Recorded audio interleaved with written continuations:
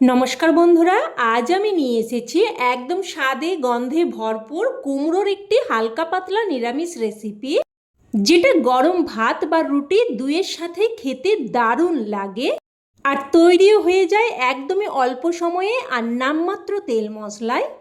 তাই এই রান্না যেমনই স্বাস্থ্যকর তেমনই কিন্তু সুস্বাদু। তো রান্নাটা তৈরি করার জন্য প্রথমেই আমি এখানে প্রায় 500 গ্রাম মতো কাঁচা কুমড়ো নিয়েছি। এবার দেখুন কুমড়োর এই মাঝের অংশটা আমি বাদ দিয়ে দিচ্ছি। এটা এই রান্নাতে আমার লাগবে না, তবে আপনারা কিন্তু এটা ভর্তা বানিয়ে খেতে পারেন। আমি কিন্তু এই অংশটা ফেলে দিই না, এটা আমি ভর্তা বানিয়ে নিই। এবার কুমড়োর খোসা হালকাভাবে ছাড়িয়ে নেব। একদম ভালোভাবে ছাড়ানোর প্রয়োজন নেই, এইভাবে একটু হালকা করে ছাড়িয়ে নিলেই চলবে। এতে করে কি হবে, কুমড়ো রান্নার পর একদম গলে মিশে যাবে না। আর বন্ধুরা, এই তীব্র গরমে হালকা পাতলা সাদামাটা খাবার খাওয়াই কিন্তু আমাদের শরীরের জন্য ভালো। তাই এই সময় আপনারা এই রান্নাটা অনায়াসে বানিয়ে ফেলতে পারেন, খেতেও যেমনই ভালো লাগবে আর শরীরও কিন্তু ভালো থাকবে। তো দেখুন সমস্ত কুমড়োর খোসা হালকা করে ছাড়িয়ে নিয়ে তারপর কুমড়োটাকে এরকম মিডিয়াম সাইজ মতো করে কেটে নিয়েছি। তো একই রকমভাবে সমস্ত কুমড়োটাই আমি কেটে নিয়েছি। এবার এগুলোকে খুব ভালোভাবে ধুয়ে নেব। তো ভালোভাবে ধুয়ে নিয়ে চলে এসেছি। আর এখানে দেখুন নিয়েছি কিছু পুঁইশাকের ডাঁটা। অল্প একটু পুঁইশাকের ডাঁটা এই রান্নার সাথে দিয়ে দিলে খেতে কিন্তু দারুণ লাগে। তবে আপনারা পুঁইশাকের ডাঁটার পরিবর্তে শাকের অন্য যে কোনো শাকের ডাঁটাও কিন্তু নিতে পারেন। তো ডাঁটাগুলো আমি কেটে ভালোভাবে ধুয়ে নিয়েছি। এবার গ্যাস অন করে কড়াই বসিয়ে অল্প একটু সর্ষের তেল দিয়ে দিয়েছি, প্রায় ছোটো চামচের 2 চামচ মতো। তেলটাকে ভালোভাবে গরম করে নিয়ে তারপর এখানে কয়েকটা ডালের বড়ি দিয়ে দিলাম। এবার হাই ফ্লেমে বড়িগুলোকে উল্টে পাল্টে লাল করে ভেজে নেব। আর হাই ফ্লেমে যদি বড়িগুলো ভেজে নেওয়া হয়, বড়ি কিন্তু একদমই কম তেল টানে। তো দেখুন বড়িগুলো ভেজে উঠিয়ে নিলাম। এবার ওই তেলের মধ্যেই দিয়ে দিলাম কেটে ধুয়ে রাখা কুমড়ো। নাড়াচাড়া করে একটু মিশিয়ে নেব। তো মিশিয়ে নিয়ে এবার একটা ঢাকনা দিয়ে কুমড়োটাকে মিডিয়াম ফ্লেমে প্রায় 2 মিনিট মতো ভেজে নেব। তো ঢাকনা দিয়ে দিয়ে প্রায় 2 মিনিট মতো কুমড়োটাকে ভেজে নিয়েছে। দেখুন কুমড়োর মধ্যে হালকা রং ধরেছে। এইভাবে কুমড়োটাকে হালকা ভেজে নিয়ে তারপর এখানে কেটে ধুয়ে রাখা পুঁইশাকের ডাঁটা দিয়ে দিলাম। আমাদের কিন্তু অনেক সময়ই হয় শাক খাওয়ার পর অনেকগুলোই ডাঁটা বেঁচে যায়, তখন কিন্তু আপনারা এই রান্নাটা অনায়াসেই করে নিতে পারেন। তো দেখুন এখানে আমি অল্প একটু লবণ আর অল্প একটু হলুদ গুঁড়ো দিয়ে ভালোভাবে মিশিয়ে নিলাম। এবার আবারও একটা ঢাকনা দিয়ে মিডিয়াম ফ্লেমে প্রায় 2-3 মিনিট মতো ভেজে নেব। তো ঢাকনা দিয়ে প্রায় 2 থেকে 3 মিনিট মতো কুমড়ো আর পুঁইশাকের ডাঁটাগুলোকে ভেজে নিয়েছি। দেখুন হালকা ভাজা মতো হয়েছে। এবার এখানে আমি দিয়ে দিলাম গরম জল প্রায় 1 বাটি মতো। সব কিছু একবার ভালোভাবে মিশিয়ে নিলাম। এবার ফুটে আসলে একটা ঢাকনা দিয়ে মিডিয়াম ফ্লেমে প্রায় কিন্তু 4 থেকে 5 মিনিট মতো রান্না করে নেব। আর এই সময় আমি একটা মশলা তৈরি করে নেব। তো অন্যদিকের গ্যাস ওভেনে একটা তড়কা প্যান বসিয়ে এখানে দিয়ে দিলাম 1/2 চামচ মতো 5 ফোড়ন আর 1/2 চামচ গোটা জিরে। এবার লো টু মিডিয়াম ফ্লেমে এই 5 ফোড়ন আর গোটা জিরেটাকে নাড়াচাড়া করে কিছুক্ষণ ভেজে নেব। মোটামুটি এর থেকে একটা সুন্দর ফ্লেভার বেরোতে শুরু করবে আর দেখবেন মশলাগুলো এরকম চিটপিট করে ফুটতে শুরু করবে। ততক্ষণ অবধিই কিন্তু ভেজে নিতে হবে। তো এটাকে এবার সাথে সাথেই নামিয়ে নিলাম। তো এটাকে এক সাইডে রেখে দিয়ে এবার এদিকে দেখুন প্রায় কিন্তু 4-5 মিনিট মতো রান্না করে নিয়েছে।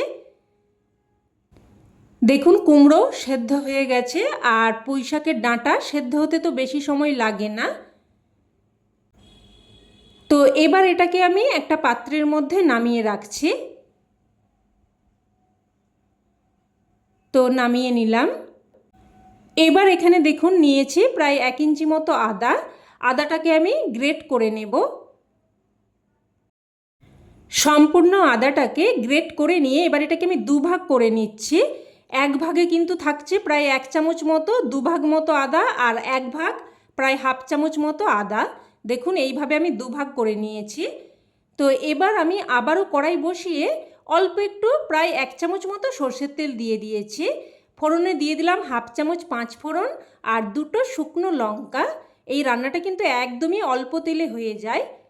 তো 5 ফোড়ন আর লঙ্কাটাকে বেশ ভালোভাবে ভেজে নিয়ে এবার এর মধ্যে আমি যে প্রায় 1 চামচ মতো অর্থাৎ 2 ভাগ আদা উঠিয়ে রেখেছিলাম ওই আদাটা দিয়ে দিলাম। আর দিয়ে দিলাম কয়েকটা চেরা কাঁচা লঙ্কা। আর লঙ্কার পরিমাণটা কিন্তু অবশ্যই আপনারা আপনাদের স্বাদ অনুযায়ী দিয়ে দেবেন। তো আদা আর লঙ্কাটাকে কিছুক্ষণ নাড়াচাড়া করে ভেজে নিয়ে এবার এখানে আমি কুমড়ো আর পুঁই শাকের ডাঁটাটা যে সেদ্ধ করে রেখেছিলাম ওটা দিয়ে দিলাম।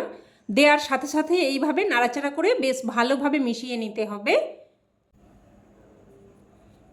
এবার এখানে দিয়ে দিচ্ছি দেখুন স্বাদ অনুযায়ী লবণ। কুমড়ো আর পুঁই শাকের ডাঁটা ভাজার সময় অল্প একটু লবণ দিয়েছিলাম, তো সেই অনুযায়ী লবণটা দিয়ে দিতে হবে। আর লবণ ঝাল এগুলো কিন্তু আপনারা আপনাদের স্বাদ অনুযায়ী দিয়ে দেবেন। এবার মিডিয়াম ফ্লেমে আবারও ঢাকনা দিয়ে প্রায় 4-5 মিনিট মতো রান্না করে নেব। এবার আমি যে মশলাটা ভেজে উঠিয়ে রেখেছিলাম দেখুন ওটা নিয়ে নিয়েছি। আর যে আমি অল্প একটু প্রায় 1/2 চামচ মতো আদা রেখে দিয়েছিলাম ওটা নিয়ে নিয়েছি। এবার এই ভাজা মশলা আর আদাটাকে দেখুন একসাথে বেটে নেব। তো দেখুন বেশ মিহি করে বেটে নিয়েছি। এবার মশলাটাকে উঠিয়ে নিচ্ছি। আর এই মশলা কিন্তু এই রান্নার স্বাদে একদম অন্য মাত্রা এনে দেবে। তো এদিকে প্রায় 4-5 মিনিট মতো ঢাকনা দিয়ে রান্না করে নিয়েছি। এবার এখানে ভেজে রাখা বড়িগুলো দিয়ে দিলাম আর দিয়ে দেব অল্প একটু চিনি। এতে করে স্বাদটা সুন্দরভাবে ব্যালেন্স হবে। তো বড়ি আর চিনিটা দিয়ে ভালোভাবে মিশিয়ে নেব। এবার এখানে যে ভাজা মশলা আর আদা আমি একসাথে বেটে রেখেছিলাম ওটা দিয়ে দিচ্ছি। আর এই মশলাটা দেওয়ার সাথে সাথেই কিন্তু একটা সুন্দর ফ্লেভার বেরোতে শুরু করেছে। আপনারা যখন রান্নাটা করবেন তখন ফিল করতে পারবেন। তো সব কিছু ভালোভাবে মিশিয়ে নিয়ে এবার জাস্ট ঢাকনা দিয়ে 2 মিনিট মতো রান্না করে নেব, যাতে করে মশলার ফ্লেভার তরকারির সাথে বেশ ভালোভাবে মিশে যায়। তো 2 মিনিট মতো রান্না করে নিয়ে এবার এখানে দিয়ে দিলাম বেশ কিছু কুচানো ধনেপাতা।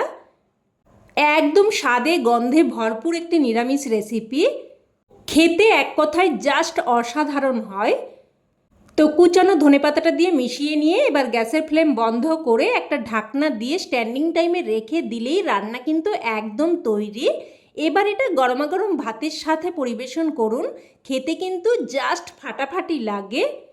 অবশ্যই এইভাবে একবার বানিয়ে দেখুন, না হলে কিন্তু এর স্বাদ আপনারা উপলব্ধিই করতে পারবেন না। তো বন্ধুরা, রেসিপি কেমন লাগলো অবশ্যই কমেন্টে জানাবেন। আর ভালো লেগে থাকলে প্লিজ একটা লাইক দিয়ে দেবেন। আর চাইলে অন্যান্য বন্ধুবান্ধবদের সাথে শেয়ারও করতে পারেন। আর চ্যানেলের নতুন বন্ধু হয়ে থাকলে চ্যানেলটিকে অবশ্যই করে সাবস্ক্রাইব করে নেবেন।